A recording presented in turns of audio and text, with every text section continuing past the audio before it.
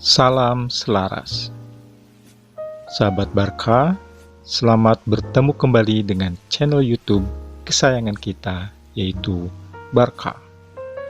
Channel ini akan membahas dan mengkaji berbagai hal yang berhubungan dengan sains dan teknologi. Jangan lupa untuk subscribe, follow, share, dan menekan tombol lonceng agar bisa terus mengikuti channel Barka. Salam selaras. Sahabat Barka, pada episode kali ini kita akan membahas mengenai Nirantiu, fenomena satelit Adgruma. Dari sejumlah temuan baru setelah pendaratan ke bulan, terutama dari bahan pembentuknya, muncul sebuah dugaan. Kemungkinan besar bulan itu dibuat oleh manusia. Begitu kita melepaskan diri dari teori evolusi terhadap belenggu kearifan kita, maka kita akan dapat melihat sejumlah besar keadaan yang tidak terbayangkan sebelumnya. Seperti misalnya dugaan bahwa bulan adalah buatan manusia. Penjelasan berikut ini adalah keadaan sebenarnya yang ingin kami beritahukan kepada Anda, yang akan membuka belenggu kearifan kita. Planet bulan. Sejak Apollo mendarat di bulan pada tahun 1969, rasa misterius orang-orang terhadap bulan seakan-akan menurun. Sebelumnya, pada zaman dulu, orang-orang berkumpul bersama di rumah saat hari raya pertengahan musim gugur dan saat makan kue bulan. Begitu menengadahkan kepala melihat rembulan di atas langit, dalam hati pasti merasa penasaran dan bingung. Penasarannya adalah dari mana sebenarnya bulan ini berasal, dan bingung apa yang sebenarnya ada di atas bulan itu. Sastrawan pada masa dinasti Song, yaitu Su Dongpo, dalam Sui Tiao Getu, paling bisa hanya menyuarakan rasa penasaran dan kerinduan bangsa Cina terhadap rembulan dalam kalimat seperti berikut ini. Kapan adanya terang bulan? Dengan arak bertanya pada langit cerah. Tidak tahu di istana langit atas sana. Hari ini, tahun berapakah saat ini? Setelah antariksawan mendarat di bulan, orang-orang tahu bahwa permukaan bulan adalah sebidang padang pasir tandus, diselimuti debu angkasa tak terhingga banyaknya, kosong melompong. Tetapi tahukah Anda, setelah mendarat di bulan, beberapa temuan baru yang didapatkan malah membuat ilmuwan semakin bingung terhadap asal-usul bulan. Saat ini, pemahaman ilmuwan terhadap bulan telah melampaui imajinasi sebelum pendaratan di bulan pada waktu itu.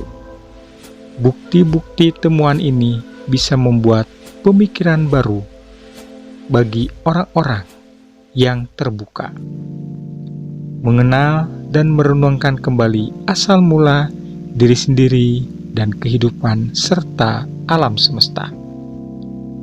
Studi awal. Sejak zaman dahulu, astronom setiap bangsa di dunia ini telah mengadakan pengamatan yang panjang terhadap bulan.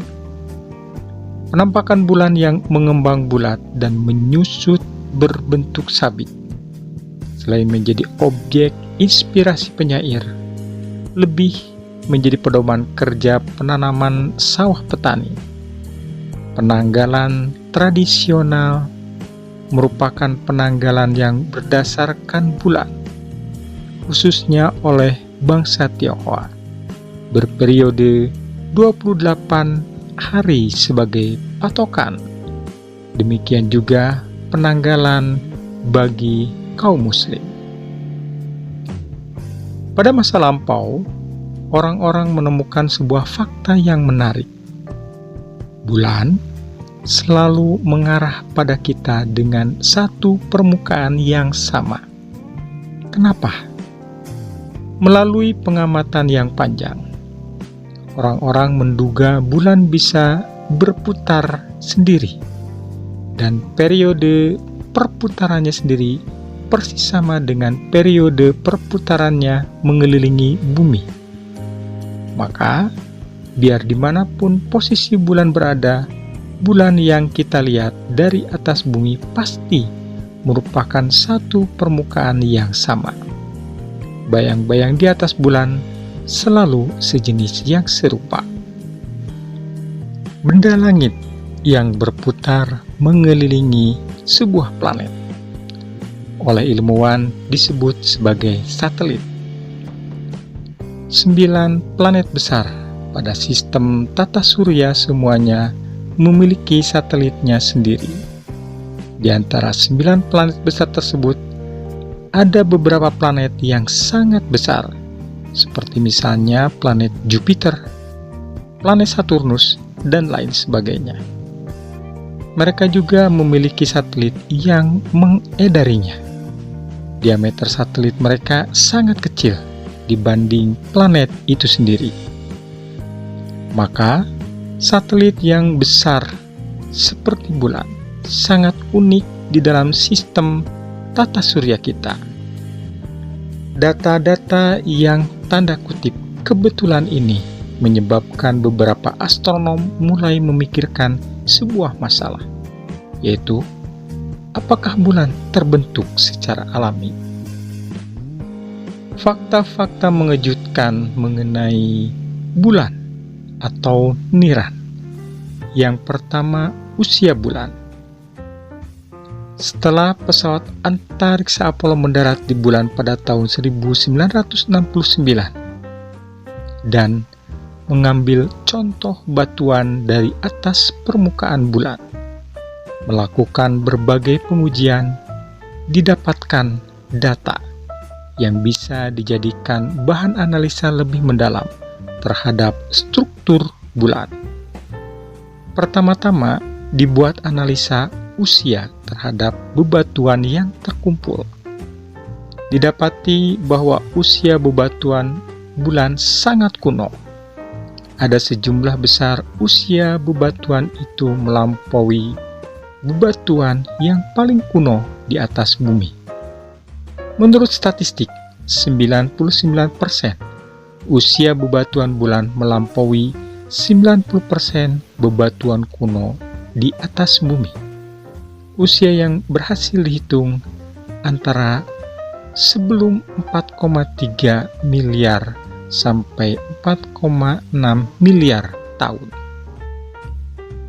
Ketika membuat analisa terhadap tanah permukaan bulan, didapati masa mereka lebih kuno lagi. Ada beberapa yang bahkan lebih awal 1 miliar tahun dibanding usia bebatuan bulan, melampaui lebih dari 5 miliar tahun. Saat ini, waktu yang diprediksi ilmuwan atas terbentuknya sistem tata surya kurang lebih 5 miliar tahun lebih. Mengapa bebatuan dan tanah di permukaan bulan sejarahnya bisa begitu panjang? Para ahli juga berpendapat bahwa sulit untuk menjelaskan fenomena ini. Yang kedua, berlapiskan unsur logam. Normalnya sebuah planet akan keras di dalam dan makin lama makin lembut di atas, seperti halnya planet bumi kita. Namun, tidak demikian halnya dengan bulan. Bagian dalam bulan seperti berongga, sementara bagian atasnya keras seperti kerasnya titanium. Hal inilah yang menyebabkan bahwa bulan bagaimanapun juga sangat kuat dan tahan serangan. saat antariksawan mengambil bor listrik dan akan membuat sebuah lubang di sana, mereka mendapati bahwa itu adalah pekerjaan yang melelahkan. Mengebor dalam waktu yang sangat lama, namun hanya bisa membuat lubang sedikit saja. Dan ini aneh rasanya. Permukaan bulan bukankah semestinya terbentuk dari tanah dan bebatuan? Meskipun agak keras, namun tidak semestinya sampai tidak bisa masuk atau tidak bisa dibor. Ketika dengan cermat dan teliti menganalisa struktur bentuk permukaan bulan pada area itu, ditemukan bahwa sebagian besar permukaan bulan adalah suatu komposisi unsur logam yang sangat keras, yaitu unsur logam titanium yang digunakan untuk membuat pesawat antariksa. Pantas saja bisa sedemikian kerasnya. Maka, komposisi keseluruhan bulan dapat dikatakan bagaikan sebuah bola logam yang berongga. Dalam lubang kawah bulan terdapat unsur tertentu dalam jumlah besar. Ini tidak aneh. Yang aneh adalah unsur-unsur ini mengandung sejumlah besar unsur logam yang sangat langka di bumi. Misalnya titanium, kromium, yttrium, dan lain-lain. Logam-logam ini semuanya sangat keras, tahan panas, dan antioksidasi. Ilmuwan menaksirkan jika hendak melebur unsur-unsur logam ini, paling tidak suhunya harus di atas 2000 hingga 3000 derajat Celcius. Namun, bulan adalah sebuah tanda kutip planet dingin yang mati kesepian di langit. Paling tidak selama 3 miliar tahun tidak ada aktivitas gunung berapi. Itu pun jika di planet bulan ada gunung berapi. Lalu, bagaimana bulan bisa menghasilkan begitu banyak unsur logam yang membutuhkan suhu yang tinggi? Lagi pula, setelah ilmuwan menganalisa contoh tanah bulan seberat 380 kg yang dibawa oleh antariksawan, didapati ternyata mengandung besi dan titanium murni. Ini adalah golongan tambang logam murni yang tidak akan ada secara alamiah. Ini menunjukkan bahwa logam-logam ini bukan terbentuk secara alamiah, melainkan hasil leburan manusia.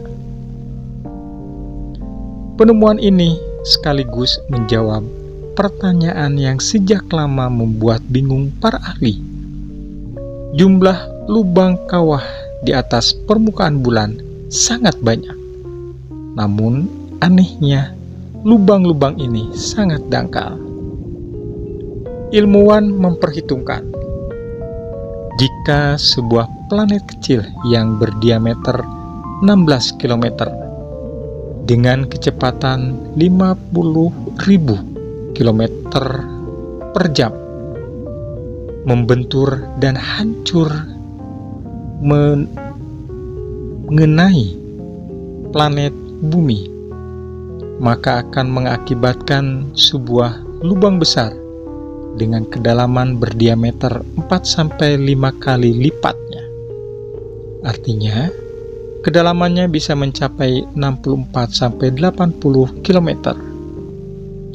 Dan sebuah lubang kawah Gagrid yang merupakan kawah terdalam pada permukaan bulan, diameternya 300 km. Namun, kedalamannya hanya 6,4 km.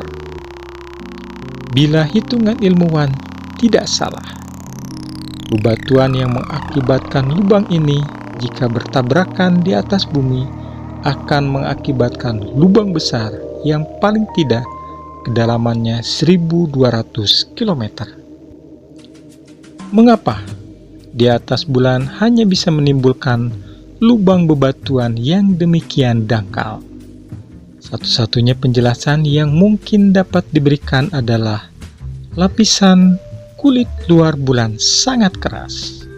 Jika demikian, komposisi logam keras di permukaan bulan yang ditemukan sebelumnya cukup untuk menjelaskan fenomena seperti ini. Ketiga, rongga pada bulan. Pembuktian kabut bulan mungkin bisa menjelaskan struktur bulan. Astronot yang mendarat di bulan ketika akan kembali ke bumi meninggalkan permukaan bulan dengan mengendarai pesawat pendarat kembali ke kabin antariksa. Setelah menyatu dengan pesawat antariksa, pesawat pendarat itu dibuang kembali ke permukaan bulan. Alat pengamat gempa yang dipasang pada jarak 72 km mencatat getaran pada permukaan bulan. Getaran ini terus berlangsung lebih dari 15 menit. Sama seperti martil memukul lonceng besar dengan sepenuh tenaga. Getaran berlangsung dalam waktu yang lama, baru hilang secara perlahan-lahan. Ambil sebuah contoh misalnya, ketika kita memukul sebuah besi berongga dengan sekuat tenaga dengan besi lainnya, akan mengeluarkan getaran yang terus bergema. Sedangkan ketika memukul besi padat, getaran hanya akan bertahan singkat, akan berhenti pada waktu yang tidak lama. Gejala getaran yang terus berlangsung ini membuat ilmuwan mulai membayangkan apakah bulan itu berongga. Ketika sebuah benda yang padat mendapat benturan, bisa mengeluarkan dua macam gelombang.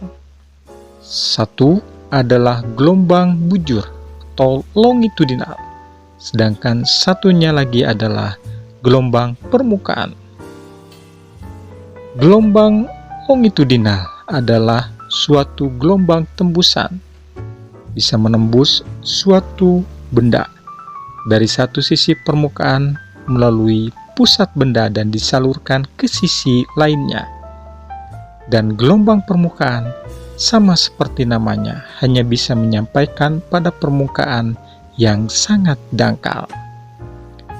Namun, instrumen kabut bulan yang dipasang di atas bulan melalui catatan waktu yang panjang sama sekali tidak berhasil mencatat atau merekam gelombang longitudinal. Semuanya berupa gelombang permukaan. Dari gejala yang menakjubkan ini, ilmuwan membuktikan bahwa bulan itu berongga. Penemuan ini diulang kembali oleh kru Apollo 13 yang kali ini jatuh lebih keras, menimbulkan gema atau gaung selama 3 jam 20 menit. Ibaratnya seperti sedang membunyikan lonceng yang kemudian berdentang. Hanya saja karena tidak ada udara, maka suara dentang lonceng yang dihasilkan tidak bisa didengar oleh manusia. Sementara itu, penemuan ini dipertanyakan oleh Carl Sagan bahwa satelit alamiah tidak mungkin kopong di dalamnya. 4. Bebatuan bulan. Asal-usul batuan dan debu bulan sendiri tidak jelas, karena perbedaan komposisi pembentuk bulan yang berbeda dengan komposisi batuannya. Batu yang pernah diambil tim Apollo sebesar 380 kg lebih. menunjukkan adanya bahan unik dan langka seperti disebutkan sebelumnya, yaitu titanium murni, kromium, yttrium, dan lain-lain. Logam ini sangat keras, tahan panas, dan anti-oksidasi. Jenis logam ini tidak terdapat secara alamiah di alam dan jelas tidak mungkin terbentuk secara alamiah. Para ilmuwan juga mengalami kesulitan menembus sisi luar bulan sewaktu mereka mengebor bagian terluar bulan. Setelah diteliti, bagian yang dibor tadi adalah sebuah mineral dengan kandungan titanium, uranium 236, dan neptunium 237. Bahan-bahan super keras anti karat yang juga tidak mungkin terbentuk secara alamiah karena digunakan di bumi untuk membuat pesawat stealth. Kemungkinan besar ini logam hasil sepuhan manusia. Batuan bulan juga entah bagaimana sangat menarik. 5. Air menguap. Pada tanggal 7 Maret 1971, instrumen bulan yang dipasang oleh astronot merekam adanya air melewati permukaan bulan. Uap air tadi bertahan hingga 14 jam dan menutupi permukaan seluas 100 mil persegi. 6. Ukuran bulan sama dengan matahari. Bulan bisa menutupi matahari dalam gerhana bulan total, tapi ukurannya tidak sama. Pada saat gerhana matahari total, ukuran bumi dan bulan persis sama, sehingga matahari bisa tertutup bulan secara sempurna. Hitungan ini terlalu cermat dan akurat jika hanya merupakan kebetulan astronomi semata. Orang-orang bahkan memperhatikan ukuran bulan kelihatannya sama besar dengan matahari. Matahari dan bulan dirasakan sama besarnya. Namun, pada kenyataannya, apakah sama besarnya? Tentu saja tidak. Orang dahulu acap kali berhasil mengamati suatu fenomena alam yang aneh. Mereka menyebutnya dengan istilah dalam tanda kutip, dewa anjing nelan matahari. Di saat itu, akan ada benda langit berwarna hitam menutupi total matahari. Langit siang hari yang terang benderang tiba-tiba menjadi gelap gulita, dipenuhi dengan kelap-kelip bintang, yaitu gerhana matahari total yang dikenal oleh ilmuwan sekarang ini.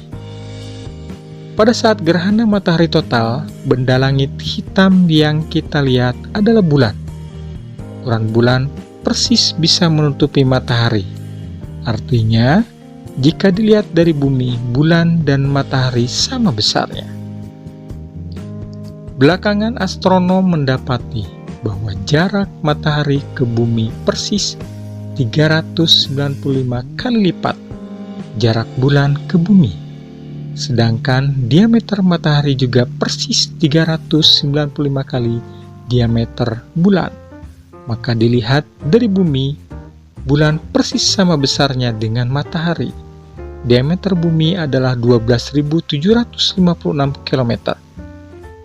Diameter bulan 3.467 km. Dan diameter bulan adalah 27%-nya diameter bumi. 7. Orbit yang aneh.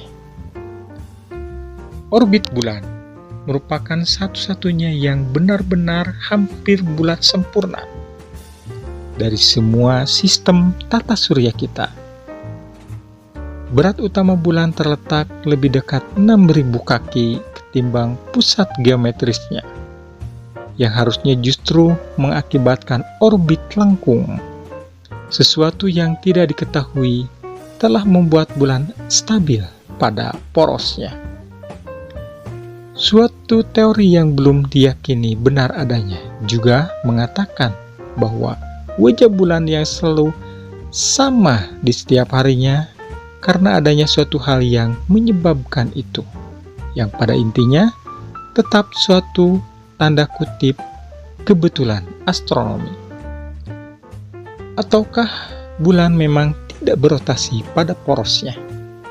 Karena bulan sejatinya adalah satelit Adgruma atau satelit planet bumi. 8. Asal-usul bulan. Teori bahwa bulan tadinya adalah sebagian dari planet bumi yang mental keluar karena tumbukan hebat di masa lalu hampir saja disetujui oleh semua orang. Setelah sebelumnya mereka mengira bahwa bulan terbentuk dari debu-debu angkasa yang mampat menjadi satelit bumi. Belakangan ini, teori menyebutkan bahwa jika bagian sebesar bulan terambil dari bumi, maka bumi tidak akan bisa bulat seperti sekarang. Dan jika bulan tidak berongga, maka tidak mungkin bulan bisa berada menjadi satelit bumi. Terlalu berat dan bulan akan menghantam bumi. Berbagai teori asal-usul bulan kembali dipertanyakan. Dan teori tanda kutip paling gila sepanjang sejarah mulai muncul bahwa bulan diciptakan dengan sengaja oleh manusia pada zaman dulu sebagai alat bantu dalam navigasi, astronomi, dan penerangan di malam hari. 9. Bulan adalah kapal luar angkasa. Kesempurnaan bulan yang keterlaluan dan berbagai anomali yang ada di bulan, ditambah banyaknya benda-benda terbang tak dikenal di bulan, membuat banyak pihak mengatakan bahwa kemungkinan besar bulan adalah sebuah pesawat luar angkasa super besar yang diciptakan oleh makhluk cerdas pendahulu kita, dan bulan belum ditinggalkan oleh penghuninya.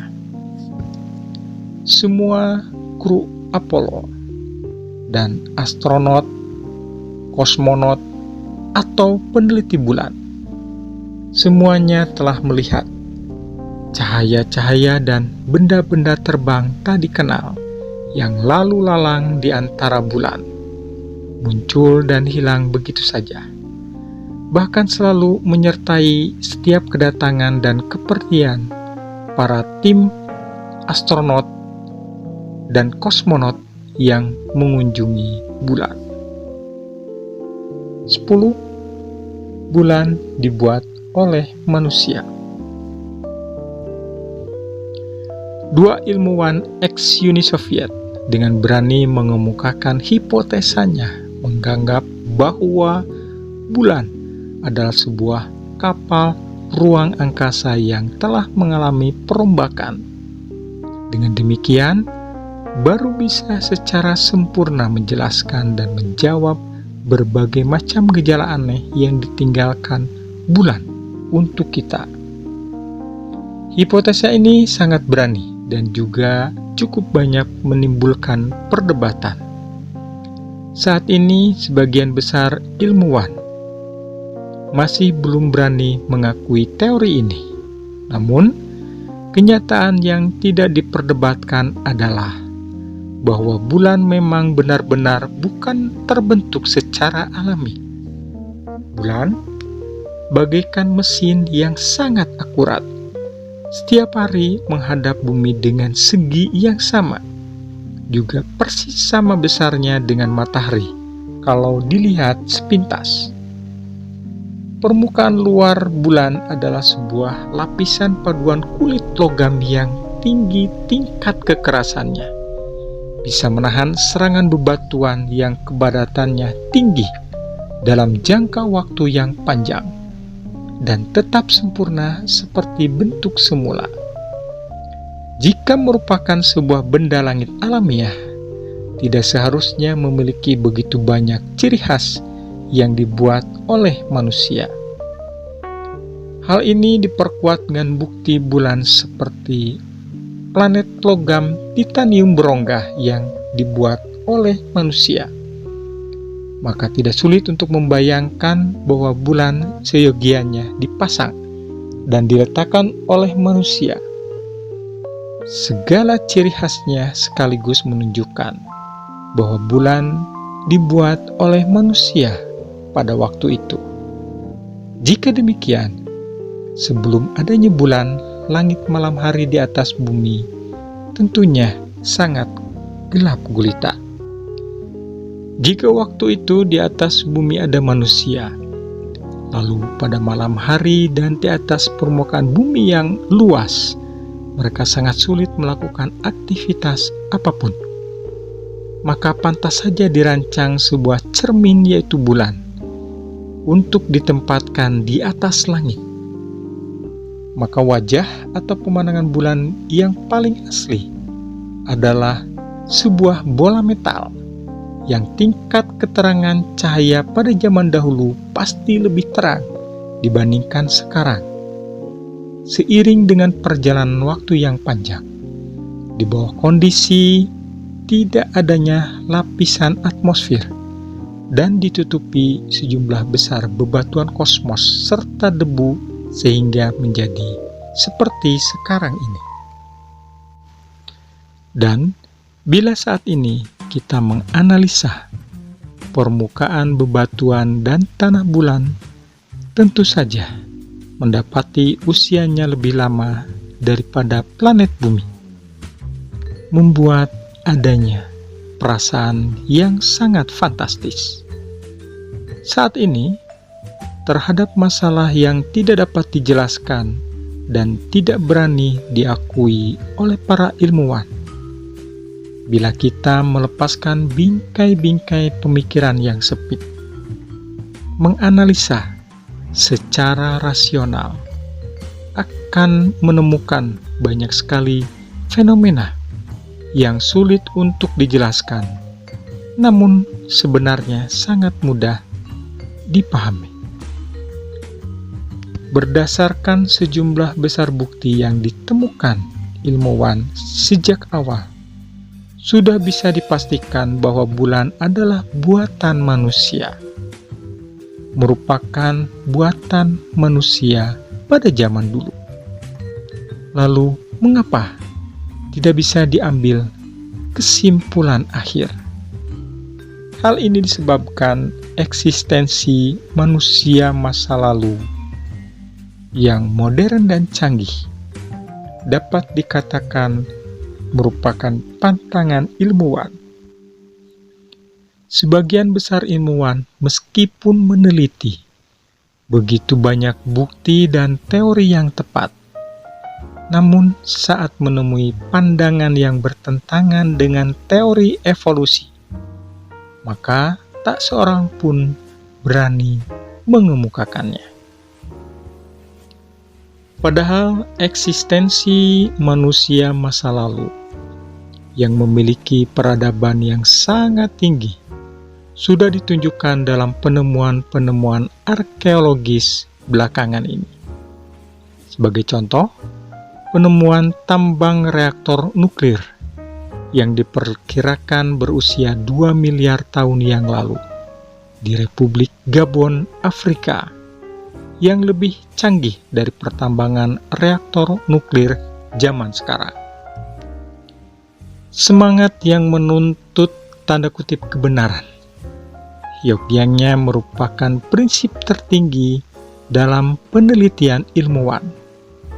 Apabila kita telah melompat keluar dari bingkai-bingkai pemikiran pendahulu, maka tidak sulit untuk membayangkan bahwa di antara sejumlah besar penelitian ilmiah akan terdapat sebuah lompatan yang sangat besar dan sangat cepat. Sebagai catatan perlu ditambahkan di sini, nirantium adalah sebuah logam khusus yang dibuat oleh bangsa Nirantea dengan bahan dasar logam Kraiman dan beberapa bahan campuran logam lainnya. Nirantium menjadi bahan dasar niran yang menjadi sebutan bagi satelit planet Adgruma atau planet bumi. Pembuatan niran dilakukan pada tahun 987-639 sebelum Masehi, yang merupakan hasil kerjasama bangsa Nirantea dengan bangsa Lemurian dalam teknologi anti-gravitasinya. Sahabat Barca, demikianlah pembahasan kali ini mengenai Nirantium, fenomena satelit Adgruma. Sampai bertemu kembali pada pembahasan berikutnya di channel YouTube kesayangan kita, yaitu Barca, yang membahas mengenai sains dan teknologi. Salam selaras selalu.